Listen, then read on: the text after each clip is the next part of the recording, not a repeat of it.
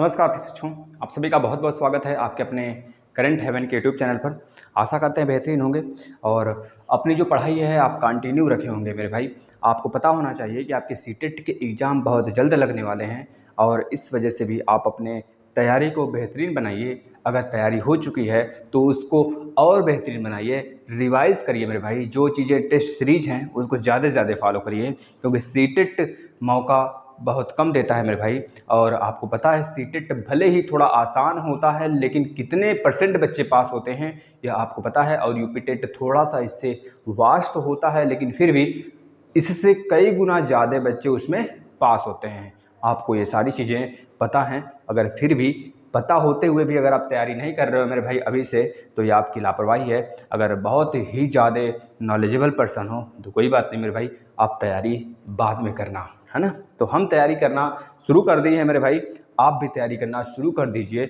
आज हम डिस्कस करने वाले हैं यूपी टेट के 2000 यूपी टेट नहीं मेरे भाई, सीटेट 2022 के सीटेट 2022 के जो मैथ का पेडागॉजी वाला सेक्शन है। पेडागॉजी मेरे भाई 15 नंबर यहाँ से प्रश्न आने वाले हैं। 15 से 16 भी हो सकता है, लेकिन 15 से 14 नहीं होगा, इसकी गारंटी पूरी है। क्योंकि पिछला वाला पूरा का पूरा बेस्ड जो था सिलेबस, उस सिलेबस के अकॉर्डिंग हमने बनाया हुआ है। पिछला वाला बिल्कुल हूबहू उसी के अकॉर्डिंग बनाया गया है। इससे एक कम प्रश्न यानी एक कम टॉपिक आपको नहीं पढ़नी है, और इससे ज़्यादा एक दो हो सकता है, लेकिन इससे कम तो ना पढ़नी है। अगर इतना 13 टॉपिक हमने मेंशन किया हुआ है, सीधे नीचे का नहीं दिख रहा होगा, हम बोल देंगे, आप लिख लेंगे। तो ये 13 के 13 टॉपिक अगर आप बहुत ही अच्छे से पढ़ कर जाते हो मेरे भाई, तो इसमें से ऐसा एक भी टॉपिक नहीं होगा जहाँ से प्रश्न न उठा हो, और काफ़ी अच्छे अच्छे प्रश्न उठते हैं। और हो सकता है कि एक टॉपिक छोड़कर किसी एक टॉपिक से 2 प्रश्न पूछ ले। तो इसका मतलब यह 13 टॉपिक अगर आप पढ़ के जाते हैं तो आपका 15 नंबर पूरा का पूरा हूबहू तैयार होगा मेरे भाई। और 15 नंबर का जो मैथ है मेरे भाई, वह जनरल मैथ में आता है, गुणा गणित जोड़ घटाना, यह सब सारी चीज़ें, तो इसको मैंने पढ़ा दिया है। आप आएंगे प्लेलिस्ट में तो सीटेट का हमने प्लेलिस्ट बनाया हुआ है, इकलौता सीटेट का, और नीचे यूपी टेट वगैरह का भी है, लेकिन सीटेट का एक सेपरेट है, उसमें हमने मैथ 15 नंबर का कवर करा दिया है। अब इस 15 नंबर की बारी है।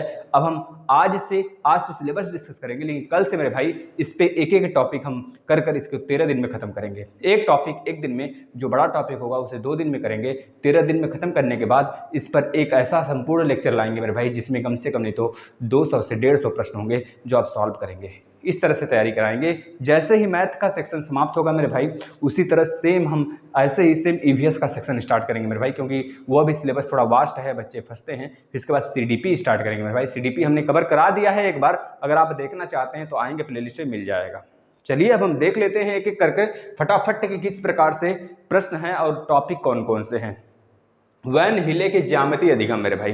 वैन हिले एक ज्यामिति संरचना है मेरे भाई। इसमें स्टेप्स 4 हैं, जिसमें कि पहला 0 स्टेप से स्टार्ट होता है। उसमें जो बच्चा होता है अभी उसके चक्षु खुलते हैं, यानी कि वह एक तरह से अभी देखना शुरू करता है, चीज़ों को पहचानना शुरू करता है। अगर बोला जाए कि वह बच्चा अगर रोटी को देखता है तो उसे भी गोल बोलता है, अगर एक तांबे के प्लेट को देखता है तो उसे भी गोल बोलता है। मतलब कि सारी जितनी भी गोल गोल चीज़ें हैं अगर उसको दिखाई जाएँ तो वह सर्कल ही समझेगा, उसे पहचान नहीं पाएगा कि यह क्या है वह क्या है। या फिर अगर उसे बोल दें, उसे एक बार ऐसा कुछ सिखा दें कि भैया मम्मी की रोटी गोल गोल, तो हमेशा बोलेगा मम्मी की रोटी गोल गोल, पापा का पैसा भी गोल गोल। अब इसके बाद अगर कोई भी और वस्तु गोल गोल तो सभी वस्तु को गोल गोल कहेगा मेरे भाई। लेकिन गोले में भी कई सारी आकृतियां होती हैं, इसको बच्चा धीरे धीरे स्टेप्स पे समझता है, उसी को हम सब कहते हैं। पहला स्टेप्स विजुअलाइजेशन होता है, इसके बाद स्टेप्स बढ़ते बढ़ते बढ़ते बढ़ते 5वें लेवल तक जाता है मेरे भाई। इसके बाद वह एक तरह से अपने से खुद इजहात करने लगता है सारी चीज़ों को, मतलब कि प्रैक्टिकली करके सीखने लगता है। इस पूरे वैन हिले ज्यामिति डायग्राम में हम देखेंगे, मतलब मेरा मित्र पहला यानी कि 0 लेवल से लेकर फर्स्ट लेवल तक, 0 लेवल, फिर first level, second level, third level and last 4th level, यह पांचों लेवल मेरे भाई पूछा जाता है किस किस सेक्शन में विभाजित हैं। यानी कि पहला यानी कि 0 लेवल से लेकर पहला लेवल तक यह 1 to 5th के बच्चे आते हैं इसमें, इस कैटेगरी में। इसके बाद मेरे भाई जो तीसरा और चौथा मतलब कि दूसरा और तीसरा वाला होता है स्टेप्स, मतलब 0 फर्स्ट छोड़ दीजिए, अब आ जाइए दूसरे और तीसरे स्टेप्स पे बच्चा जब आता है मेरे भाई, उसमें जो बच्चे की कैटेगरी होती है 6 to 8 होते हैं, 8 से थोड़ा सा ज़्यादा कह लीजिए मेरे भाई। लेकिन इसके बाद जो आता है मेरे भाई उसमें 10th के अपर वाले बच्चे आते हैं, 10th के अपर वाले बच्चे आते हैं, उसको पूछा नहीं जाता है। यह चीज़ें हम इसमें बहुत ही बेहतरीन तरीके से आपको समझाएंगे, डायग्राम भी बनाएंगे इसका, और आप लोग बहुत ही भली भांति इसको अपने कॉपी पे नोट करते हुए चलेंगे। इसका PDF हम इस वजह से ना देंगे मेरे भाई क्योंकि आप अपना नोट्स बनाएंगे तो बहुत ही अच्छे से तैयारियां होती रहेंगी आपको आपका। इसके बाद गणित अधिगम की अवस्थाएं, बहुत सारी अवस्थाएं आपको पता है 4-5 अवस्थाएं हैं, उस सारी अवस्थाओं को इसमें हम देखेंगे। बच्चा पहली अवस्था में क्या करता है, दूसरी अवस्था में कितना सीखता है, ये 0 से 2, 0 से मतलब जो चीज़ें हैं स्टेप्स में उसको हम देखेंगे। हर एक अवस्था के बारे में पढ़ना है मेरे भाई, जितने भी अवस्था है बाल्यावस्था से लेकर किशोरावस्था, इस वक्त सारी अवस्थाएं जो हैं और वृद्धावस्था तक सारी अवस्थाओं को हम इसमें देखेंगे। आखिर लर्निंग प्रोसेस में हम पढ़ने वाले हैं, ठीक है ना। अधिगम यानी कि हमेशा लर्निंग का प्रोसेस तो हमेशा चलता रहता है, अगर आप वृद्ध हो जाते हो तब भी लर्निंग का प्रोसेस हमेशा चलता रहता है, ये चीज़ें पढ़नी है इसमें। इसके बाद राष्ट्रीय पाठ्यक्रम चर्चा रूपरेखा, मेरे भाई आपको केवल और केवल मैथ के बारे में हम यहाँ बात कर रहे हैं, केवल मैथ पेडागोजी, तो उसमें 2005 का जो केवल मैथ राष्ट्रीय पाठ्यक्रम है साथी, उसके रूपरेखा पर, केवल मैथ के रूपरेखा पर हमको चर्चा करना है इस वाले पूरे विषय में। जो मैथ का विषय है आपका उस पर हम केवल मैथ वाले का चर्चा करेंगे, अन्य सब्जेक्ट का अलग अलग है ना। जैसे राष्ट्रीय शिक्षा नीति जो 2022 है उस पर काफ़ी ज़्यादा 2020 जो है उस पर काफ़ी ज़्यादा प्रश्न बनेंगे, तो उसको एक सेपरेट लेक्चर में हम चर्चा करेंगे। उस पर आपको पेडागोजी वाले सेक्शन में वो चीज़ें आती हैं, है ना, तो वो चीज़ें मैं चर्चा करूंगा बहुत ही अच्छे तरीके से, जो आपको पढ़ना ही है। वहाँ से काफ़ी प्रश्न भी बने थे पिछली बार, इस बार भी बनेंगे। गणित की प्रकृति क्या है भाई, इसका नेचर क्या है, नेचर ऑफ मैथमेटिक्स क्या है, इसका नेचर किस प्रकार से इसका नेचर है, ये सारी बातें हम करेंगे इसमें। और गणित का पाठ्यक्रम में स्थान क्या है मेरे भाई, मतलब कि किस स्थान पे इसको रखा गया है। गणित एक तरह से आपके सोच की क्षमता को बढ़ाता है, सोचने की लेवल को बढ़ाता है। आप कितने चीज़ को कितना जल्दी सोच सकते हो। आप देखते होंगे कि अगर लड़के लड़कियों की बात करें तो हम ये मत कहिएगा कि लड़कियां काफ़ी ज़्यादा नहीं सोच सकती। भाई लड़कियां तो आज ज़मीन से आसमान तक का सफ़र पूरा का पूरा वही की हैं, और पूरा एक तरह से भारत को मतलब कि एक तरह से आगे बढ़ाने का काम और नाम कमाने का काम ये लड़कियों की ही हाथ में है मेरे भाई।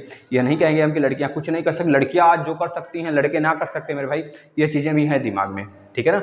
अब ये चीज़ें आपको हर क्षेत्र में मिलेंगी, चाहे जिस फील्ड की बात कर लीजिए। जहाँ पे अब लड़के हैं वहाँ पे लड़कियाँ पहले ना थी मेरे भाई, लेकिन अब जहाँ पे ऐसे बहुत सारे फील्ड हैं जहाँ पे लड़कियाँ कभी सोचा भी नहीं गया था, यहाँ पे लड़कियों का आवागमन भी हो पाएगा मेरे भाई। आपको पता है जो सेनाएं हैं हमारी, वहाँ पर भी लड़कियों की मतलब कि लेडीज़ फीमेल भर्ती होने लगी है। तो ये सारी चीज़ें, तो लड़कियाँ हर फील्ड में है मेरे भाई, तो यहाँ पे मत समझिएगा, बस हम एक लेवल आपको बता रहे हैं जो कि गणित का पाठ्यक्रम में स्थान है मेरे भाई। इसके बाद गणित कहाँ गया, ये पाठ्यक्रम में स्थान।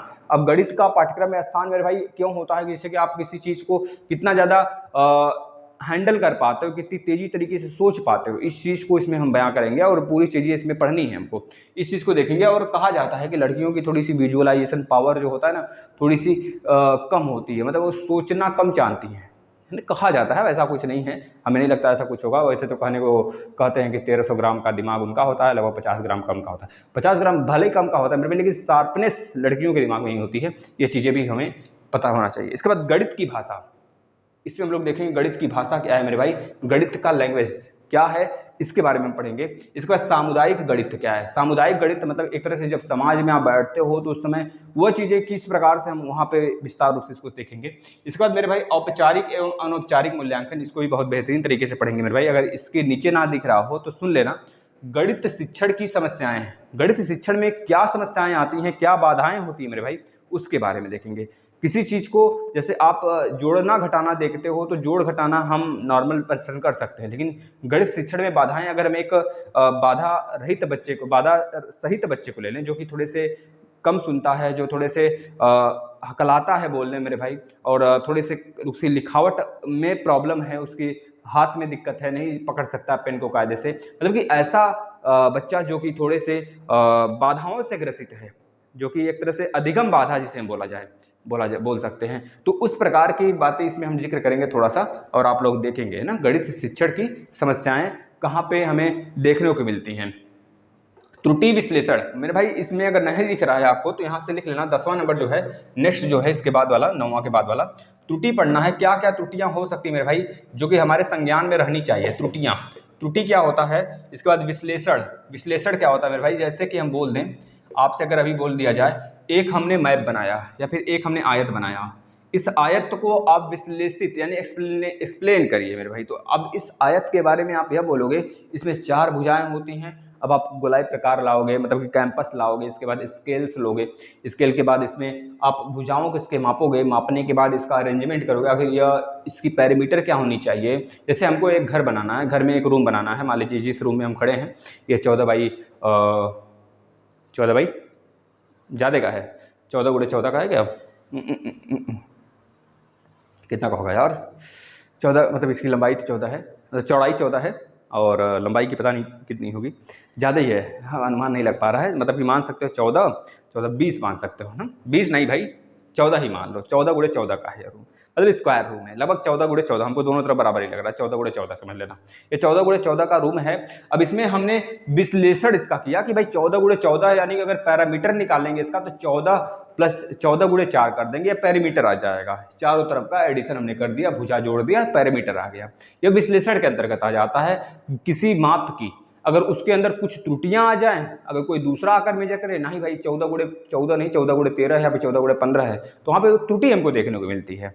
वो त्रुटि के बारे में भी हम इसमें बहुत ही अच्छे तरीके से इसमें अध्ययन करेंगे और अधिगम की हर एक प्रासंगिक पहलू जितने होते हैं उन सब के बारे में हम इसमें देखेंगे 10वें वाले टॉपिक में। इसके बाद मेरे भाई निदानात्मक क्या होता है, इसके बाद उपचारात्मक शिक्षण क्या होता है, निदानात्मक उपचारात्मक मतलब कि क्या उसमें सुधार किया जा सकता है, ये इसके बारे में पढ़ने वाले हैं। देखो नाम से पता चल जा रहा है सारी चीज़ें कि निदानात्मक में क्या करेंगे। निदानात्मक का मतलब कोई चीज़ ग्रसित होगा उसमें उसके निदान के लिए क्या क्या हमें इंस्ट्रूमेंट चाहिए, है ना, क्या क्या हमें पहलू करना पड़ेगा, कितनी मेडिसिन खानी पड़ेगी अगर बुखार हुआ है तो, मतलब ये सारी चीज़ें हम पढ़ना है। निदान मेडिसिन वाला पहलू बस समझाने के लिए था। इसके बाद उपचारात्मक में भी, उपचारात्मक शिक्षण और निदानात्मक शिक्षण में क्या अंतर है इसके बारे में भी हम इसमें देखेंगे। इसके बाद मेरे भाई एक राष्ट्रीय पाठ्यक्रम रूपरेखा एक है, वह टॉपिक बहुत इंपॉर्टेंट है। राष्ट्रीय पाठ्यक्रम रूपरेखा, इसके बारे में भी फुल डिस्कस हम लोग करने वाले हैं। यह सारे के सारे टॉपिक जो 13 के 13 टॉपिक थे मेरे भाई, ये 15 नंबर आपको दिला के जाएंगे, इसकी फुल गारंटी है। अब यहाँ ही पर नहीं मेरे भाई, आपको सुपर टेट तक की ये सारी चीज़ें देखने को मिल सकती हैं, इसमें से प्रश्न देखने को मिल सकते हैं मेरे भाई। तो 15 नंबर हमने मैथ में कवर करा दिया है पूरा का पूरा। आपने प्ले लिस्ट नहीं देखा है तो प्ले लिस्ट जरूर देखिएगा। और 15 नंबर अब इसकी बारी मेरे भाई 15 नंबर की है, तो इसको 13 टॉपिक है तो 13 दिन में हम कवर करेंगे। 13 दिन में कवर करेंगे। एक टॉपिक, बहुत छोटे छोटे लेक्चर आएंगे मेरे भाई, 17 मिनट के होंगे, 18 मिनट के होंगे, 20 मिनट के होंगे, मतलब 30 मिनट से कम के ही सारे लेक्चर आपको मिलने वाले हैं, जिससे आप आसानी से रिवाइज भी कर सकते हैं बाद में, है ना। तो इस प्रकार से हम चलेंगे। अगर इस सिलेबस के बारे में आपको सारी जानकारी मिल गई हो मैथ के पेडागोजी के बारे में, तो इसको शेयर करिए, ज़्यादा से ज़्यादा अपने उन भाई तक पहुँचाइए जो भाई अभी तक इस पेडागोजी से परिचित नहीं है। आखिर पेडागोजी में पढ़ना क्या होता है, यह सबसे बड़ी चीज़ होती है हमें जान लेना कि आखिर पढ़ना क्या है हमें। फिर उसके बाद हम आगे बढ़ते हैं धीरे धीरे मेरे भाई, स्टेप्स बढ़ाते हैं। अगर आपको ये चीज़ें समझ में आई हो मेरे मित्र, तो इसको जरूर शेयर करिएगा, अपने उन सारे भाइयों के पास पहुंचाइएगा इस वीडियो को जो अभ्यर्थी, जो मेरे भाई इस बार सीटेट देने वाले हैं। सीटेट पहली बार जिनका है वो भी समझ जाएं, और जिस प्रकार से हम पढ़ाएंगे बस उतना पढ़ते रहना। सीटेट की, मैथ की, जितने सब्जेक्ट हम पढ़ाएंगे उसकी गारंटी हम लेंगे पूरा का पूरा, मतलब कि पूरा 30 नंबर दिलाने का। ठीक है मेरे भाई, चलिए इसको शेयर करिए। मिलते हैं नेक्स्ट कल, और अपना ध्यान रखेंगे, तैयारी करेंगे। सही प्रशिक्षु को गुड नाइट।